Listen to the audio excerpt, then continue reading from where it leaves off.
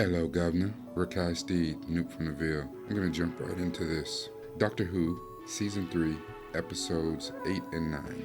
Human Nature and the Family of Blood. So really this is kind of go for both of them. So the Doctor is being chased by the Family of Blood, some evil people who need the Time Lord's essence to become immortal. He's on a run, and in doing so, he entrusts Martha with a watch where he imbues all of his essence into that watch, and he becomes human. Completely human. No two hearts, no 1,000 years old, no knowledge of the Doctor or his life before and all the adventures and things that he's done.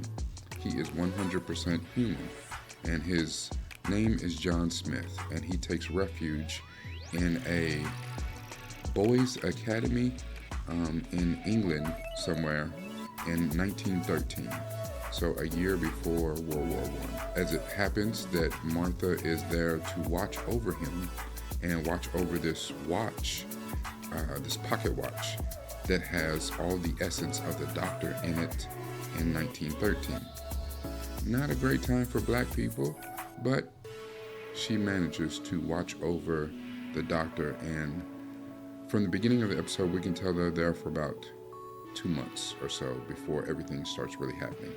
Somehow, the Family of Blood tracks him there, but what we find is a different Doctor. He's different in every way that we can think, and he soon falls in love with the nurse who's on staff, Joan Redfern. Now, all of this happens in front of Martha, and that has got to be devastating, because the one thing that we do learn through this and the next episode, and actually at the end of, close to the end of episode 9, she actually says it, is that she is in love with the Doctor, but she is also fully cognizant of the fact that he doesn't even look at her like that.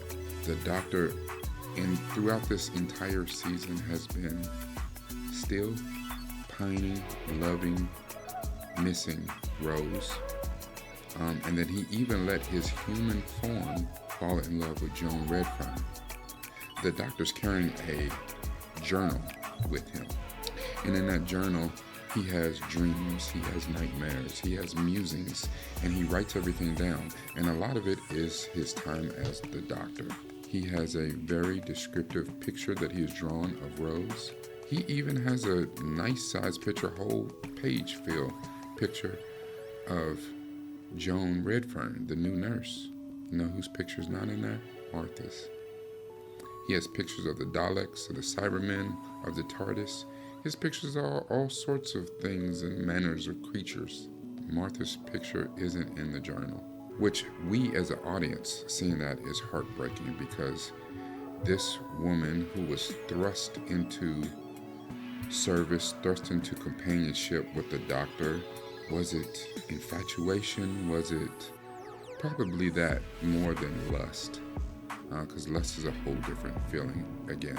But the thrill of the adventure, the thrill of this man who could see Martha, and him being lonely, gets to include someone on these great adventures and take her and do things. It's really the essence of being swept off your feet. The Doctor swept Martha off her feet, but to what end? He didn't see her like that. He didn't really care to know her like that. You know, loving someone who doesn't love you back is like hugging a cactus. The tighter you hold on, the more it hurts. Martha had an unrequited love for the Doctor. There's a quote that I love. Unrequited love does not die. It's only beaten down to a secret place where it hides, curled and wounded. A lot of us may have went through something like this, and sometimes it's not about a person. Unrequited love is loving something or someone that doesn't love you back. Many people may revert to, elementary school, middle school, high school, and can think of that person that they swore they loved that didn't feel the same way about them. Sometimes it could be a thing. Many black people in this country could say that America doesn't love us the way that we love it. Could be your job that doesn't love you the way that you love it. But most of the time when you talk about unrequited love, you're talking about a person. And I can sympathize, I can empathize.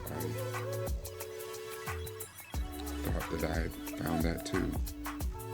And woke up one day and realized that I wasn't being loved back the way that I was loving. And it's hard. It's extremely hard to deal with that and to acknowledge that. But you have to. You have to move on. You have to do what's best for you.